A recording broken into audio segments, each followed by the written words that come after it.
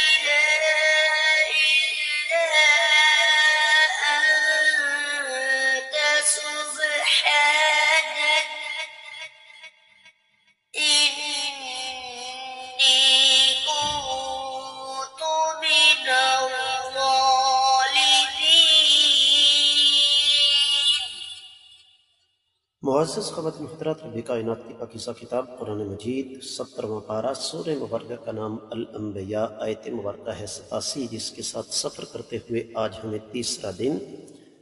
وجہ اس کی یہ ہے کہ اس آیت مبارکہ میں جس داستان کی طرف اشارہ کیا گیا ہے وہ تفصیل طلب ہے۔ 2 دن ہم تفسیر ابن کثیر کے ساتھ رہے، آج ہم دیگر کتب تفسیر کی روشنی میں اس کا جائزہ لیں گے۔ اہل علم یہ لکھتے ہیں، اس سے پہلے کہ میں اہل علم کی بات آپ کے سامنے نقل کروں، بامحاورہ ترجمہ سماعت فرمائیے گا۔ اللہ فرماتے ہیں کہ مچھلی والی اس عظیم ہستی کو یاد کیجیے جب وہ غصے کی حالت میں چل کھڑے ہوئے اور انہوں نے یہ سمجھ لیا کہ ہم ان پر گرفت نہیں کریں گے، پھر انہوں نے شدید اندھیروں میں آواز دی کہ آپ کے سوا کوئی لائق عبادت نہیں ہے، بلا شبہ میں ہی ظالموں میں سے ہوں۔ معزز خواتین و حضرات، تفسیر ابن کثیر کی روشنی میں کافی سارے معاملات، کافی سارے امور واضح ہو چکے ہیں۔ یہاں پر میں واحد و تفسیر کے حوالے سے ایک چیز آپ کی خدمت میں عرض کروں کہ سیدنا یونس علیہ السلام کی یہ داستان آگے سورہ صافات میں آ رہی ہے، پھر سورۃ القلم میں آ رہی ہے، جبکہ پیچھے ایک مستقل سورہ مبارکہ ہی اسی نام سے ہے، سورہ یونس۔ اور اہل علم یہ لکھتے ہیں کہ نون یہ مچھلیوں میں سے ایک مچھلی کا نام ہے، اور یونس علیہ السلام کی طرف، بلکہ یونس علیہ السلام کی نسبت اس مچھلی کی طرف اس وجہ سے کی گئی کہ اس نے سیدنا یونس علیہ السلام کو اپنے بطن کے اندر، اپنے پیٹ میں اتار لیا تھا۔ اہل علم یہ لکھتے ہیں کہ یہ دراصل سیدنا عیسیٰ علیہ السلام کی پیدائش سے کوئی 8000 سال پہلے کی بات ہے، جب سیدنا یونس علیہ السلام نینوا نام کے ایک شہر جو کہ موصل عراق کے قریب ہے، وہاں پر یہ مبعوث ہوئے۔ تو داستان پیچھے ہم پڑھ کر آئے ہیں، جس میں یہ بات واضح ہے کہ کس انداز سے اپنی بستی والوں سے مایوس ہو کر نکلے، بستی والوں نے توبہ کر لی، تو رب کائنات نے سیدنا یونس علیہ السلام کو مچھلی کے پیٹ میں اتار دیا۔ اہل علم یہ لکھتے ہیں کہ اللہ تعالیٰ نے اس مچھلی کی طرف وحی کی کہ میرے یونس کی ہڈی کو نقصان نہ پہنچے، ان کے گوشت پر خراش تک نہ آئے، اور میرے یونس علیہ السلام تیرا رزق نہیں ہے، بلکہ میں نے تیرے پیٹ کو ان کے لیے جیل قرار دیا ہے۔ معزز خواتین و حضرات، میرا اللہ کسی کو گرفت میں لینے کے لیے کسی کا محتاج نہیں ہے۔ وَمَا يَعْلَمُ جُنُودَ رَبِّكَ إِلَّا هُوَ، آپ کے رب کے لشکروں کو اللہ کے سوا کوئی نہیں جانتا۔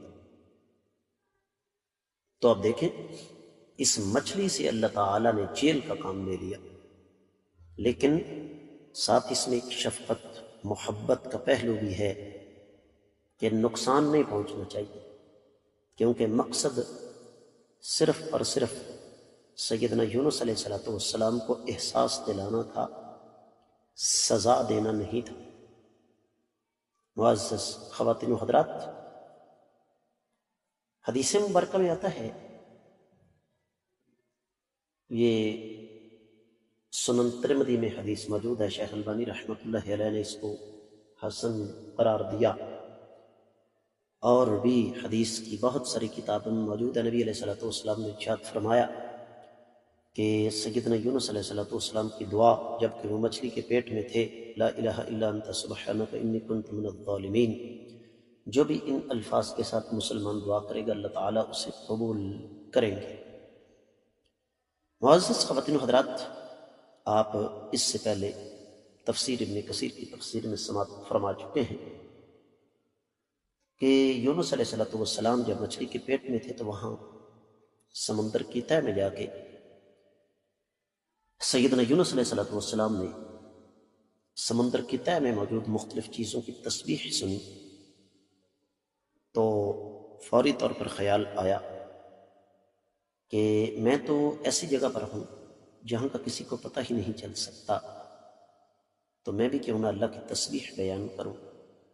تو سیدنا یونس علیہ السلام نے ایسا ہی کیا، نتیجہ اس کا انشاءاللہ آپ کو بعد میں پتہ چل جائے گا۔ اور معزز خواتین و حضرات، یہاں پر ایک اور چیز آپ کی خدمت میں رکھنا ضروری ہے، اور وہ یہ کہ اس واقعے سے ہمیں ایک بڑا اہم بنیادی اور اساسی درس ملتا ہے، اور وہ درس یہ ہے کہ ہمیں کبھی بھی اللہ ملک العلم رب الجلال والاکرام کی قدرت کاملہ سے بے خوف نہیں ہونا چاہیے۔ اب اندازہ کیجئے کہ یونس علیہ السلام مچھلی کے پیٹ میں، اب کون اس کو تلاش کرے گا؟ اور فرض کیجئے اگر تلاش کر بھی لے،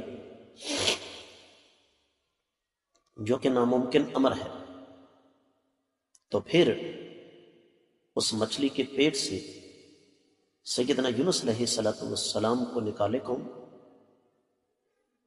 یہاں عقیدے کے کافی سارے مسائل واضح ہو جاتے ہیں۔ مثلا اگر یونس علیہ السلام مختار کل ہوتے تو کبھی بھی مچھلی کے پیٹ میں، سمندر تہ میں بیٹھی ہوئی مچھلی کے پیٹ میں اللہ کو نہ پکارتے۔ دوسرا مسئلہ، انبیاء علیہ السلام سے بڑھ کر دین کو سمجھنے والا کوئی نہیں۔ سیدنا یونس علیہ السلام نے کوئی صدقہ، کوئی وسیلہ، کوئی طفیل اختیار نہیں کیا، بلکہ براہ راست اللہ ملک العلم رب الجلال والاکرام کی بارگاہ میں گزارش کر دی۔ تیسری چیز جو یہاں پر خصوصی طور پر اس آیت مبارکہ سے ہمیں سمجھ میں آتی ہے، وہ یہ کہ انبیاء اور رسل بلا شبہ عظیم ہستیاں، اس قدر عظیم کہ انسان کی عمر گزر جائے ان کی عظمت کو بیان نہ کر سکے، لیکن جب رب کائنات کی بات آئے گی، تفسیر روح البیان، تفسیر المراح وغیرہ میں وضاحت موجود ہے، تو پھر یہ ماننا پڑے گا کہ اللہ کے سامنے وہ عاجز، مسکین، لاچار بندے ہیں۔ اللہ کے سامنے انبیاء کی کیا حیثیت ہے اس کو بیان کرنے کی ضرورت نہیں۔ حاصل کلام یہ ہے کہ یہ آیت مبارکہ نہیں، بلکہ ہماری زندگی کا رخ تبدیل کرنے والا ایک سنگ میل ہے۔ اس پر ہم سب کو غور و فکر کرنا چاہیے اور اس سے حاصل شدہ اسباب کو اپنی عملی زندگی میں لانا چاہیے۔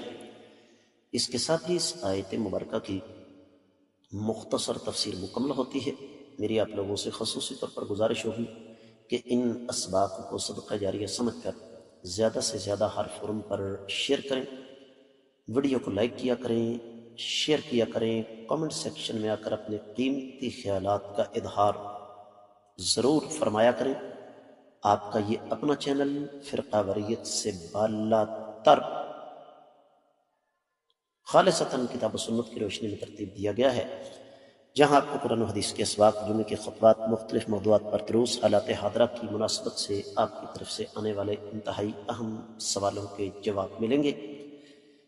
کمنٹ سیکشن میں اپنے قیمتی خیالات کا اظہار کرنا نہ بھولیے گا، یہ آپ کی طرف سے پیار محبت کا ایک اخلاص کے ساتھ اظہار ہوتا ہے۔ میں آپ کی طرف سے رابطے کا منتظر ہوں۔ آج کے سبق سے اجازت چاہوں گا۔ السلام علیکم ورحمۃ اللہ وبرکاتہ۔